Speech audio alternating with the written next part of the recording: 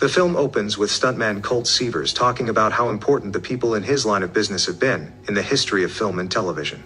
Colt takes a lot of hits as a stuntman, but he finds it worth it because he is in love with camera operator Jody Moreno, who aspires to become a director. In his latest project, Colt is doing stunts for major Hollywood actor Tom Ryder. Colt gears himself up to a harness to film a scene where he takes a big fall, but something goes wrong and Colt hits the ground and severely injures his back. He walks always from the business, and from Jody. 18 months later, Colt works as a valet driver, and has not spoken to Jody since the incident. He is spotted by a former co-worker who refers to him as Ian the Fall Guy after what happened, so Colt brings his car back aggressively and by doing donuts in front of him. Later, Colt is contacted by Gail Meyer, a producer that frequently works with Ryder. She offers Colt a chance to be Ryder's stunt double on a new sci-fi epic, Metal Storm. But Colt refuses until Gail informs him that Jody is directing the film. Colt arrives on set and reunites with his friend, stunt coordinator Dan Tucker, who informs Colt that his first major stunt back is a cannon roll, which dismays Colt because he fears he will screw that up in front of Jody. The crew goes ahead with a cannon roll stunt, with Colt's car tumbling across a beach before he sticks his thumb out to let the crew know he is fine, a stuntman habit, as he claims. When Jody sees Colt as the stuntman, she is none too pleased to see him after such a long time away, which contradicts Gail's previous claim to Colt that Jody specifically asked for him. For his next stunt, he is set on fire and blown against a wall. Colt and Jody then try to dissect the scene while unsightly discussing their relationship in front of the crew, with most people appearing to be on Jody's side. Gail visits Colt in his trailer to let him know that Ryder has gone missing after he has gotten into bed with some shady people, and she is tasking Colt with finding him to save Jody's film production within the next 48 hours. Colt then goes to his car and reminisces about his time with Jody while listening to Taylor Swift and crying before Jody shows up, and he has to play it cool. She gets in the car with him and talks about how important the film is for her, and he promises not to derail the production for her. Colt goes to Ryder's apartment to try and find him, but gets attacked by Iggy Starr, Ryder's girlfriend, and the main actress of Metal Storm. After a bit of crashing around the place, Colt finds that Iggy is using a prop sword, and he then tries to explain that he is looking for Ryder for the film's sake. Iggy tells him to go to a nightclub that Ryder goes to, and to look for his drug dealer. Colt gets into the club by dressing flashy and meets the drug dealer, Dune. When Colt asks for Ryder, Dune instead gives Colt a drug drink, and tries to have his guys deal with him. Colt starts tripping, but manages to beat up 3 goons before chasing Dune outside as he tries to catch a cab. Colt jumps in front of the cab and stops Dune from getting away. He tells Colt that he was paid to drug him, and directs him to a hotel to find someone named Kevin, and to ask for a fruit platter. Colt also hallucinates seeing a unicorn. At the hotel, Colt runs into Jody, who vents to him that the studio is meddling with her film's love story. Colt then meets the concierge, Kevin, who gives him a fruit platter, which is just the key to Ryder's hotel room. After a few unsuccessful tries with the door key, Colt breaks into the room by knocking the door down. Jody calls him and talks to him about some ideas for the film while playfully bantering. Afterwards, Colt finds the corpse of another stuntman, Henry Herrera. Colt calls Gail, who advises him not to talk to the police, but he does so anyway because one officer approaches him because he is illegally parked. When Colt mentions the body in the tub of ice, they return to Ryder's room to find the tub completely empty. And Colt still gets a ticket. On the next day of shooting, Dan complains that Jody was inspired by whatever she discussed with Colt, since she has bigger and more complicated ideas for the shoot. Colt stands in for Ryder so that they can use deep fake technology and add Ryder's face to the final product. Jody later invites Colt out for karaoke, which he accepts. On his way to karaoke, Colt runs into Alma Martin, Tom's assistant, along with a trained dog named Jean-Claude that he has worked with. When he asks Alma about Ryder, she says that she last saw him and Henry at a crazy party before Gail called her away from it. Alma got her hands on Ryder's phone since his head of security, Dressler, was hounding her over it.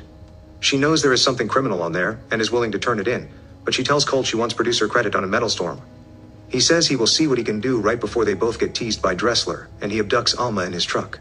Colt gets Jean-Claude and steals a truck to chase after them, all while Jody is at the karaoke bar waiting for him and disappointed that he is not there. Jody goes on to perform against all odds, Take a Look at Me Now, while Colt fights the goons after he and the dog make it onto their van. Jean-Claude bites the goons in the balls before going up front to help Alma get rid of the driver goon. They manage to stop the car, and Colt crashes through the windshield, but he is okay. He then runs with the dog to the karaoke bar, only to find Dan there, and he says that Jody is long gone. Colt and Dan give Ryder's phone to fellow crew member Venti to hack into, but she needs his password.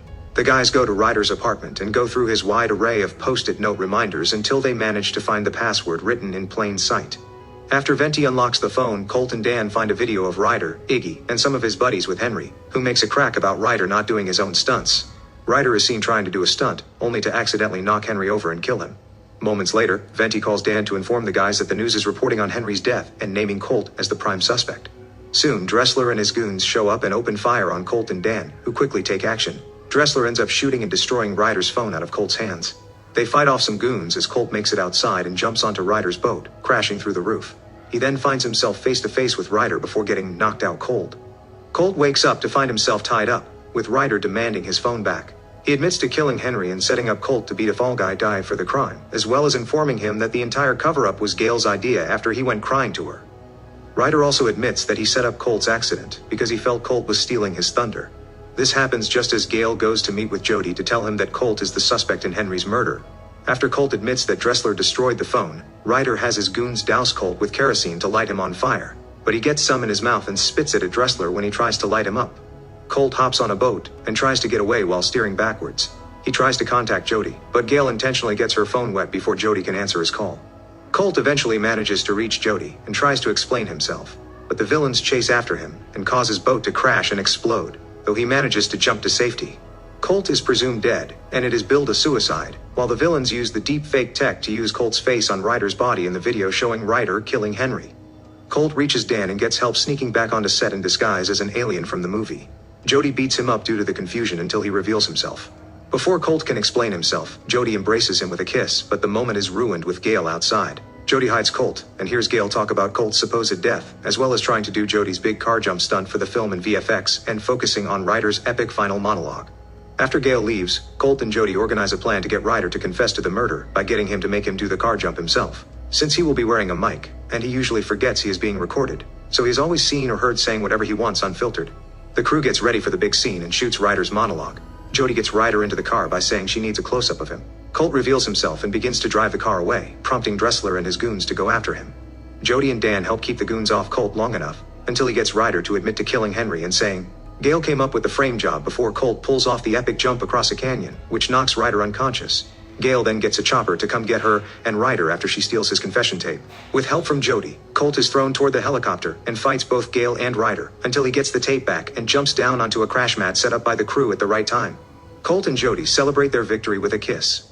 Metal Storm's trailer premieres at San Diego Comic-Con, with Jason Momoa being made the new lead and Alma the film's new producer.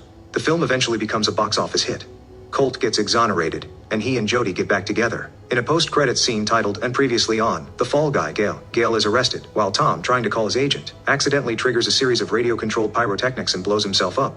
Alma calls Momoa's agent. What did you think? Did the ending surprise you, or were you expecting it all along? Let us know in the comments below. If you enjoyed this recap, don't forget to like, subscribe, and hit the notification bell so you never miss our next movie breakdown. Want more? Check out our recap of similar movie right here. Thanks for watching, and we'll see you in the next one.